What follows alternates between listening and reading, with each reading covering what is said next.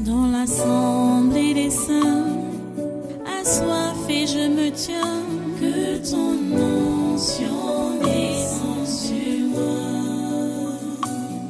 Conscient que mon destin est dans le creux de ta main, que ton onction descende sur moi. Je suis disposé, assoiffé, que ton onction descende sur moi. Je suis disposé, assoiffé, que ton onction descende sur moi.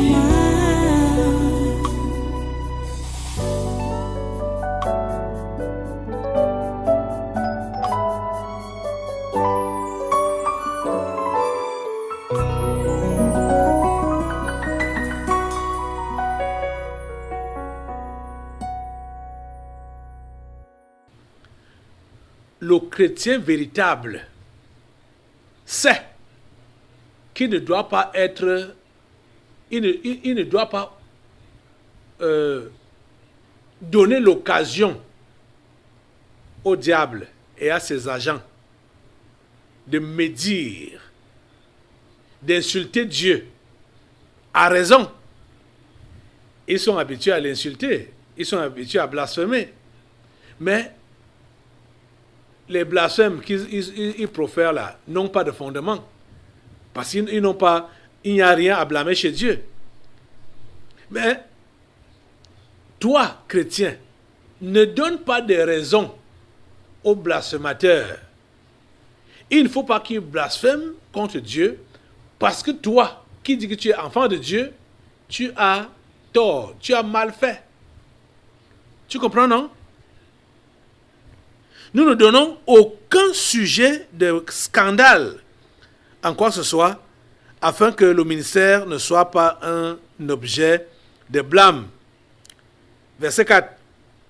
Mais nous nous rendons à tous égards recommandables comme serviteurs de Dieu. Nous nous rendons à tous égards recommandables comme serviteurs de Dieu. Qu'est-ce qui te recommande, toi, en tant qu'enfant de Dieu? N'en parlons pas de serviteur de Dieu. Qu'est-ce qui te recommande? Avant qu'on ne commence à voir maintenant ce que Paul, ce qui recommande Paul comme serviteur de Dieu, ou ce qui recommande son équipe comme serviteur de Dieu. Qu'est-ce qui te recommande? Comme serviteur de Dieu, qu'est-ce qui te recommande? Que toi-même, tu es conscient que je suis serviteur de Dieu, je suis enfant de Dieu. Donc, voici ce qui me recommande. Voilà les preuves qui me recommandent comme serviteur de Dieu ou comme enfant de Dieu. Parce qu'avant d'être serviteur de Dieu, il faut d'abord être son enfant. Qu'est-ce qui te recommande? Il dit, mais nous nous recommandons à tous égards recommandables comme serviteur de Dieu. Par quoi? Par beaucoup de patience. Beaucoup de patience. Dans quoi? Vous voyez, les amis, je veux que vous puissiez noter ça aujourd'hui. En tant qu'enfant de Dieu ou serviteur de Dieu, ce qui doit te recommander, c'est la patience. Ce qui doit te recommander, c'est la patience. Déjà, si tu n'as pas de patience, tu ne pourras pas supporter d'être chrétien jusqu'au bout. Parce que dès qu'il y aura des défis, dès qu'il y aura des épreuves, tu vas t'impatienter.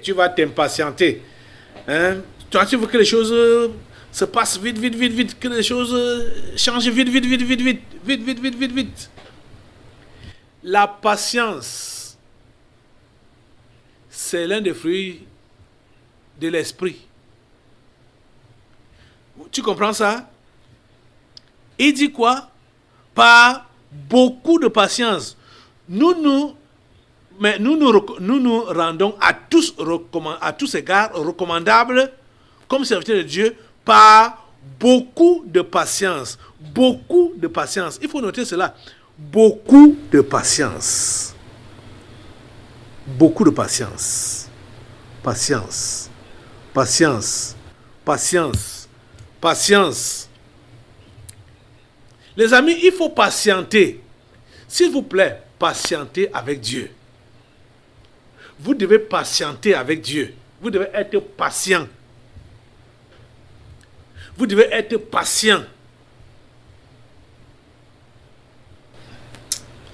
Oh Seigneur, aide ces gens à comprendre. Par beaucoup de patience dans les tribulations. Vous comprenez? La patience ou dans les tribulations. Tu vis les tribulations, les difficultés. Sois patient. Sois patient. Ne sois pas pressé. Sois patient dans les tribulations. Tu as compris? Dans les calamités, sois patient. Je dis qu'en tant qu'enfant de Dieu, les calamités peuvent t'arriver. J'étais impressionné ici, ça devait être en 2013 ou 2014 comme ça là. Un esprit était venu, je ne me rappelle même pas de son... je ne peux pas me rappeler de son nom, je ne me rappelle pas de son nom.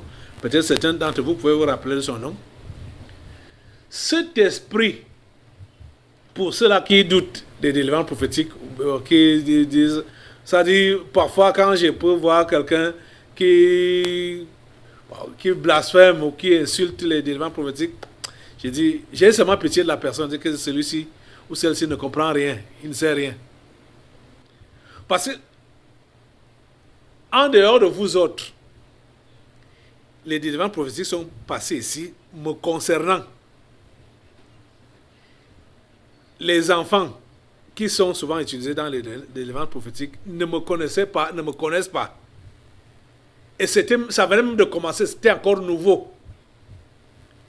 Mais ces esprits-là, un esprit avait dit, énuméré la plupart des calamités que j'ai connues. La plupart des calamités. Donc, si tu es enfant de Dieu, comprends que tu peux traverser par des calamités. Des calamités. Je vous appelle vérité. J'étais dépassé. J'étais dépassé. Quand je suivais ça, parce que avant de venir m'installer au Cameroun, j'ai travaillé comme évangéliste itinérant pendant plusieurs années. Et pendant ce temps-là, bon, les campagnes que j'organisais, je faisais souvent, je filmais. Bon, j'avais des cassettes audio. Bon, la vidéo n'était pas très facile à l'époque. Et j'avais aussi les photos. Mais j'ai connu des calamités. Je suis en train de vouloir vous énumérer les calamités qui avaient été citées par ces esprits-là. J'ai connu des calamités, j'ai connu des inondations. Je louais à Supérette. Je ne pense même pas que j'étais au pays quand ces inondations-là ont eu lieu. Je n'étais pas là. Mais ma famille était là. Les inondations, l'eau est entrée là où on habitait et a mouillé tout ce qui était dans la maison, y compris les photos qui étaient dans les souvenirs des campagnes d'évangélisation que je faisais. Où il y avait les photos des gens, des aveugles qui voyaient, des paralytiques qui marchaient, des muets qui parlaient, tout ça là. Toutes ces photos, je vous dis que toutes ces photos-là ont été trempées dans l'eau. Calamité, inondation, ça a parlé de ça. J'étais dépassé. Et ce n'est même pas tout. La première maison que j'avais construite ici à Yaoundé, cette maison avait été emportée par le vent. La toiture avait été emportée par le vent. Et tout était également trempé dans l'eau. Tout était trempé dans l'eau et dans la boue. Toutes ces calamités-là ont été énumérées par une délivrance prophétique ici à l'église. Je ne me rappelle plus le nom de l'esprit. Mais j'ai connu ces calamités. Des calamités. Toi, enfant de Dieu, tu peux passer par des calamités. Quand Paul est en train de citer ici, il est passé par là. Et ceux qui étaient, au temps où je parle là, peuvent s'en rappeler, je n'avais pas encore d'église à l'époque. Quand j'ai connu ces calamités, je n'avais pas encore d'église à l'époque, mais j'ai connu des calamités, des troubles sérieux, des tribulations, des calamités, des détresses. Je me rappelle lors de ces vents-là, et on n'était pas les seuls, hein, du moins, ce n'est même pas pour dire qu'il faut se consoler parce qu'il y avait d'autres aussi dans le lot. Mais il y avait les maisons des païens et ma maison dont les toitures avaient été arrachées à l'époque. Ma femme s'était mise à pleurer quand on était en train de vouloir récupérer certaines choses-là. Je l'avais reproché vivement là, pour dire, mais il faut me laisser ces histoires. Hein? Un peu comme Job. Vous voyez dire que si nous recevons de Dieu des bonnes choses, pourquoi ne pas recevoir aussi des mauvaises? On a connu des calamités. J'étais dépassé ce jour-là parce que même des coups de vol dont on avait été victime ont été mentionnés ce jour-là. Que je suis en train de construire. Là, ça c'était... On construisait l'école. Déjà même dans la barrière, c'était même déjà dans la barrière. Donc on était en train d'ajouter des bâtiments de l'école.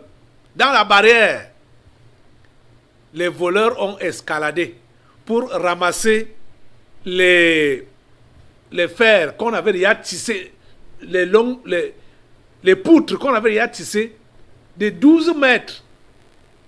Ils ont escaladé pour prendre ça avec du ciment. Escalader la barrière. Ah, mon Dieu. Mais c'est des histoires qui ça m'a dépassé. Ils ont cassé le bureau de l'école, ramassé les livres de la maternelle des enfants, les livres dans lesquels les enfants écrivaient. Ils ont ramassé ces choses-là. Juste pour déranger. Juste pour déranger. Mais dans tout ça, je vous dis la pure vérité. Devant Dieu, je ne me suis pas plaint. Je ne me suis pas plaint. Vous comprenez? Et ça, c'était des provocations pour donc, comme pour, on dit qu'on tape le bâton sur le ventre du lièvre pour entendre son cri. Le diable m'a fait tout ça. Ce que Paul raconte ici, là, j'ai connu ça, j'ai expérimenté ça, et je ne suis même pas encore à la fin. Hein? Par beaucoup de... donc, il faut être patient. Mais nous nous rendons à tous égards recommandables comme serviteurs de Dieu par beaucoup de patience dans les tribulations, dans les calamités, dans les détresses, sous les coups, dans les prisons, dans les troubles, dans les travaux, dans les veilles, dans les jeûnes. Vous comprenez? Patient dans tout ça. Il faut être patient dans tout ça. Tu comprends, non? Vous voulez déjà vivre le paradis ici sur terre. Comme vous avez cru là, la vie en rose, la vie rose, la belle vie, tout doit aller rapidement. Non, il faut beaucoup de patience. Patience dans les difficultés. Parce que tout ce que Paul est en train de citer ici, là, ce sont des difficultés. Et pourquoi beaucoup rétrogradent? C'est parce qu'ils sont impatients face aux difficultés, face aux épreuves, face à leurs attentes. Parce qu'ils attendaient la belle vie, le bonheur, ce n'est pas ça qui leur arrive. Ils attendaient le mariage, ce n'est pas ça qui leur arrive. Ils attendaient le travail, ils attendaient.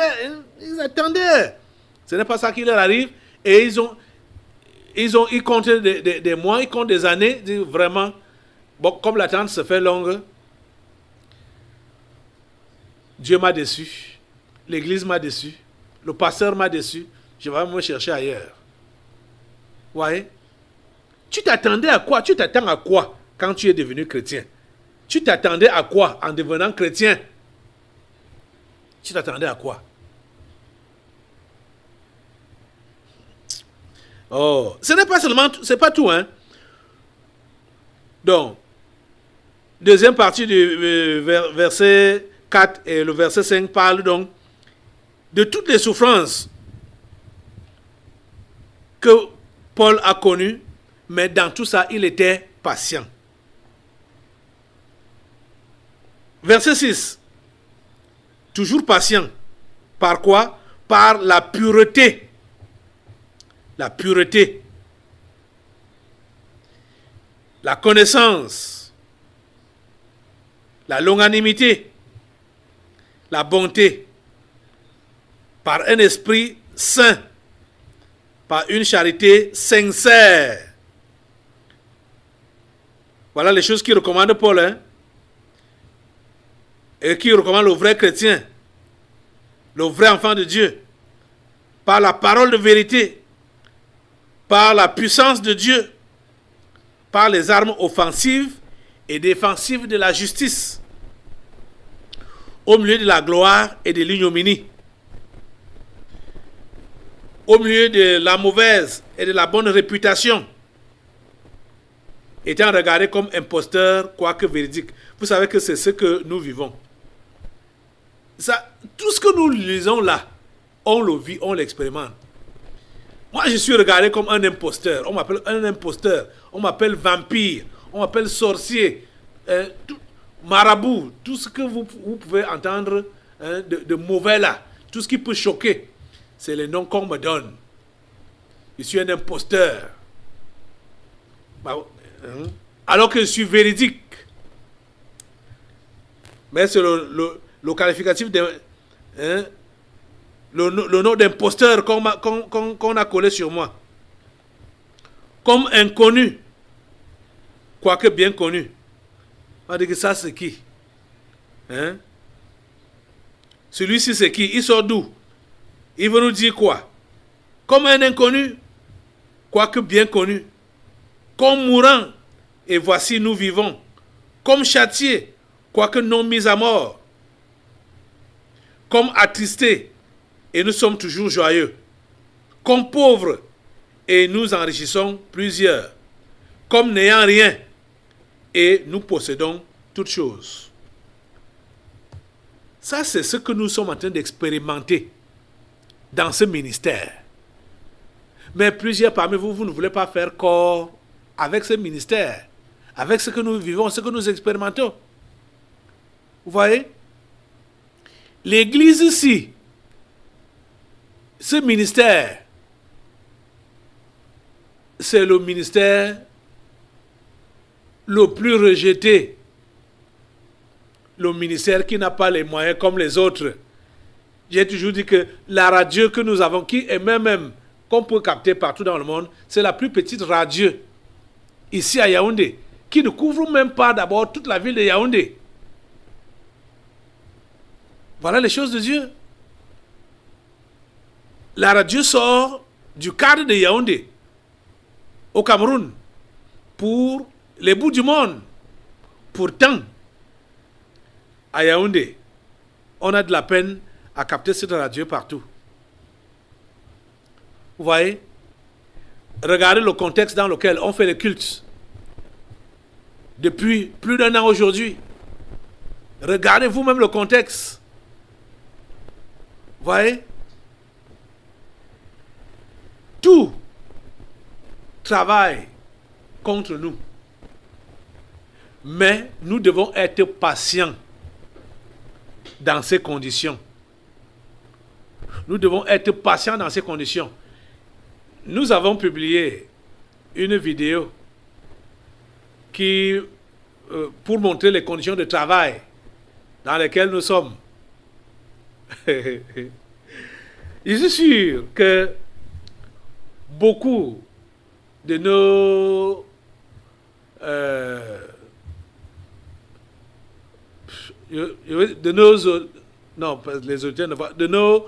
téléspectateurs étaient surpris de voir les conditions dans lesquelles on travaille, on fait les cultes. Et ils ont les images, ils ont tout ce que... Ils ont les images, ils vivent les délivrances prophétiques même en direct. Mais les conditions dans lesquelles on travaille, Dieu seul sait. Mais on est patient dans ça. Il faut être patient. Il ne faut pas être pressé. Il ne faut pas être dans l'empressement. Vous comprenez?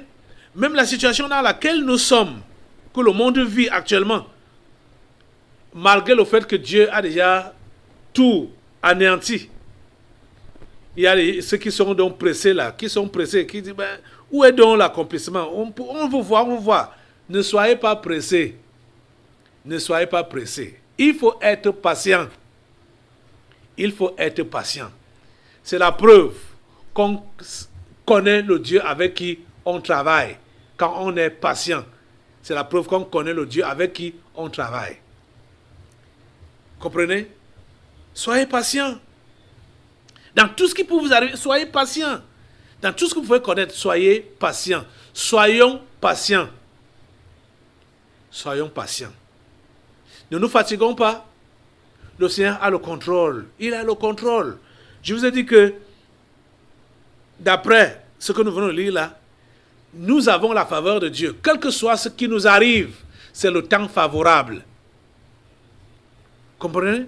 C'est le temps favorable. Nous sommes des privilégiés de Dieu. C'est son jour de salut. Chaque jour qu'il nous donne, c'est un jour de salut, un jour de délivrance. Chaque temps, chaque minute que nous avons, chaque seconde que nous avons, c'est la faveur de Dieu dont nous bénéficions. Vous comprenez? Donc, pas question de s'impatienter. Pas question de s'alarmer. Pas question de murmurer. Soyons patients. Vous comprenez? Cultivons la patience. Cultivons cela. Même si quoi arrive, tu dois attendre. Tu dois attendre. Vous voyez? Écoutez, parmi les choses que Paul a mentionnées là, il a parlé de la pureté. Être patient dans la pureté. Ce n'est parce que le mariage ne vient pas que tu vas te lancer dans l'impureté, dans des saletés. Non! Tu dois être patient et il faut que tu t'éduques en ça, dans la patience. Il faut que tu t'éduques. Tu dois t'éduquer dans la patience. Parler à toi-même pour dire, tu t'appelles toi-même, tu dis, quand l'impatience veut monter en toi comme ça là, quand les faux questionnements veulent passer ton esprit, tu dis, non, arrête ça. Sois patient. Attends. Vous comprenez ça? Le temps de Dieu, c'est le meilleur. Hein? Le temps de Dieu, c'est le meilleur. Et Dieu fait toutes choses bonnes en son temps, au temps marqué par lui. Vous voyez, ce que Paul a énuméré là, qui le recommande, c'est le contraire de ce que vous entendez là-bas dehors. Et ce qui les recommande là-bas d'ailleurs comme serviteurs de Dieu, c'est le nombre de voitures qu'ils ont, le nombre de maisons qu'ils ont, le nombre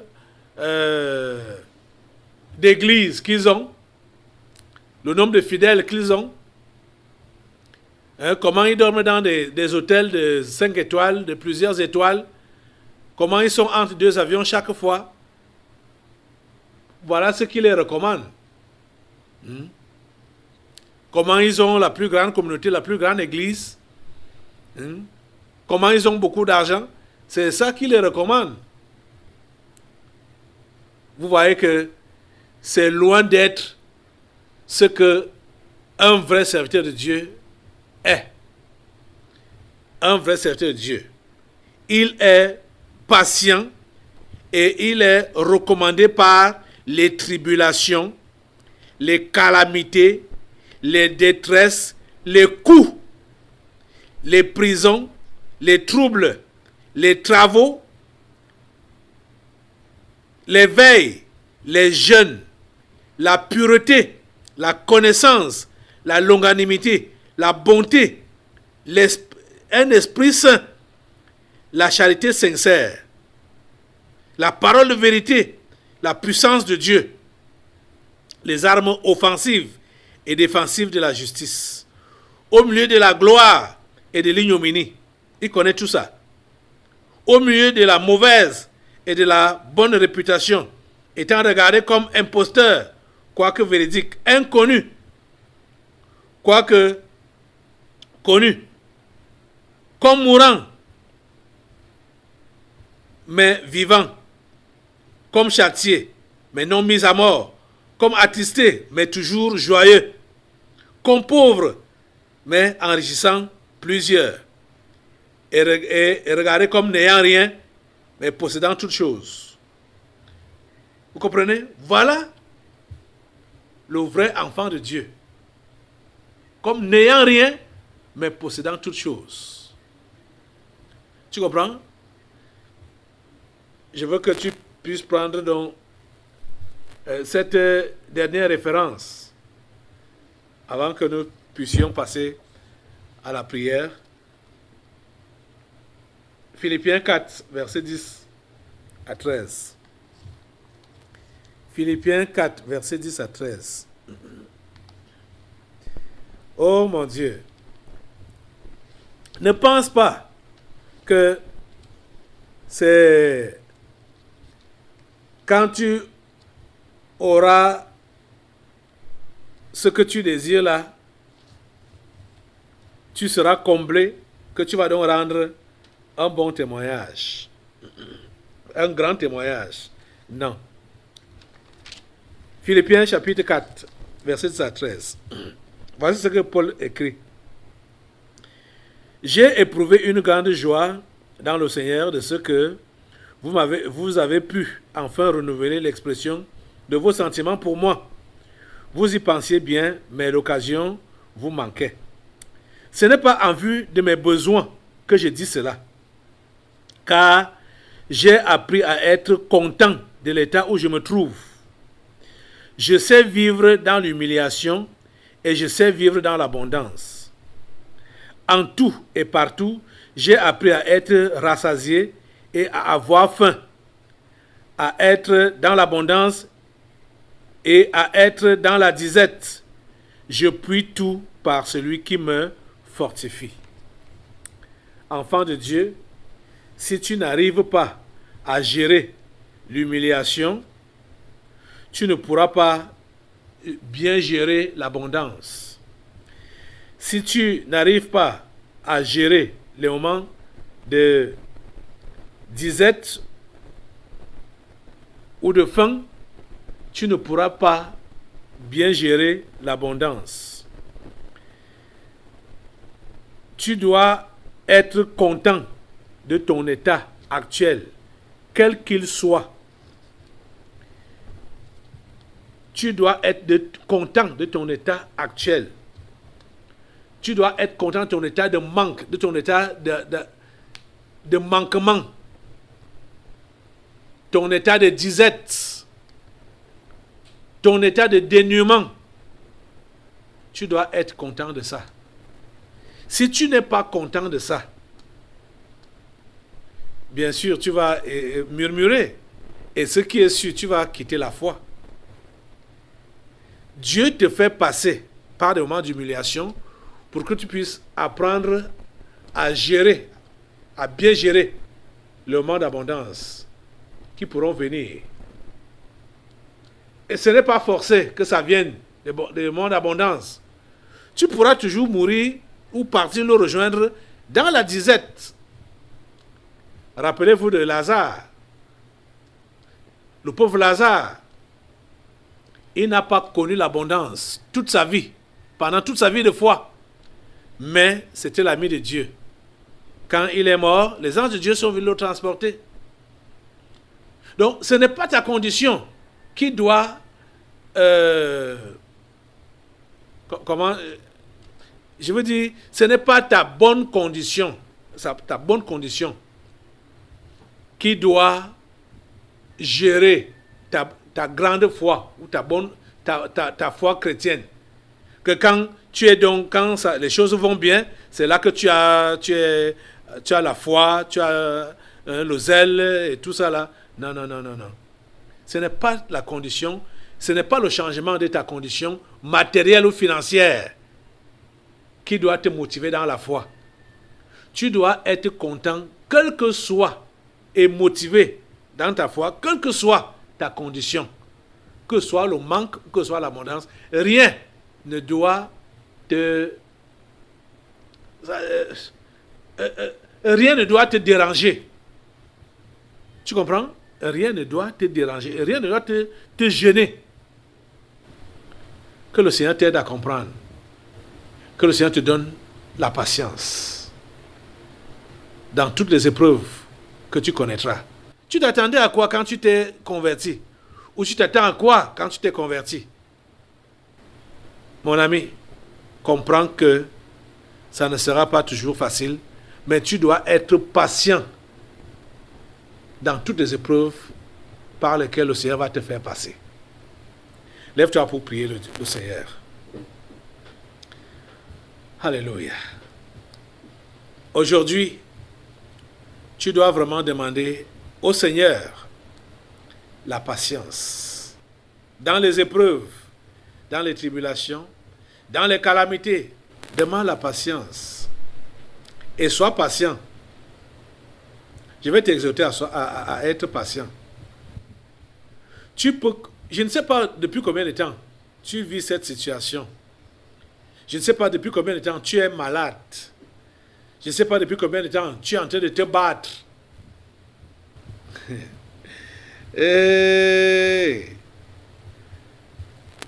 C'est parce que tu as mis Dieu au second plan que tu sens ce poids-là sur toi. C'est parce que tu as mis Dieu au second plan que tu sens ce poids-là. Le poids du besoin.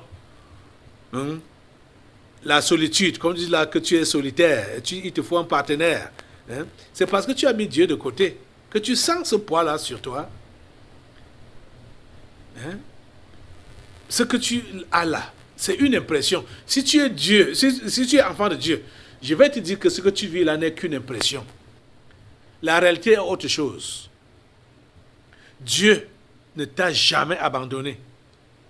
Dieu ne t'a jamais délaissé. Dieu t'accorde toujours sa faveur. C'est le temps favorable. Tu es dans le temps favorable. Tu as toujours sa faveur. Donc ce que tu vis là, ce n'est qu'une impression. Et si tu continues à t'attarder sur ça, ça va te perdre. Tu vas perdre ta foi. Tu comprends ça? Sois patient. Garde ton calme. Le Seigneur Jésus a dit, je serai avec vous tous les jours jusqu'à la fin du monde. Le monde n'est pas encore fini. Jésus est avec nous. Quel que soit ce qui arrive, Jésus est là. Sois patient. Compte sur lui. Sois patient. Dis-lui, Seigneur, je compte sur toi. Seigneur, je compte sur toi. Je lève mes mains vers toi, Seigneur. C'est toi mon secours. C'est toi mon secours. C'est toi mon Dieu. C'est toi mon Père. C'est toi mon soutien. C'est toi ma délivrance. Merci Seigneur de te manifester dans ma vie. Merci Seigneur pour ta grâce et ta faveur dont tu m'inondes. Merci pour ton salut que tu m'accordes. À toi toute la gloire et tous les honneurs. Au nom puissant de Jésus. Amen. Amen. Merci Seigneur. Alléluia. Alléluia. J'espère que tu ne vas plus te plaindre, que tu ne vas plus te lamenter et que tu vas travailler la patience dans ta marche avec Dieu. Nous allons bientôt passer aux délivrances prophétiques. Garde l'attitude de prière. Ne sois pas distrait. S'il te plaît, ne soyez pas distrait. Je reviens pour la délivrance, les délivrances prophétiques. Et c'est là aussi que nous allons prier pour les sujets des internautes. Il y a certains internautes qui nous ont envoyé leur sujet de prière. Je vais prier pour vous pendant les délivrances prophétiques. Je reviens. Dans l'assemblée des saints, assoiffé je me tiens, que ton onction descende sur moi. Conscient que mon destin est dans le creux de ta main, que ton onction descende sur moi. Je suis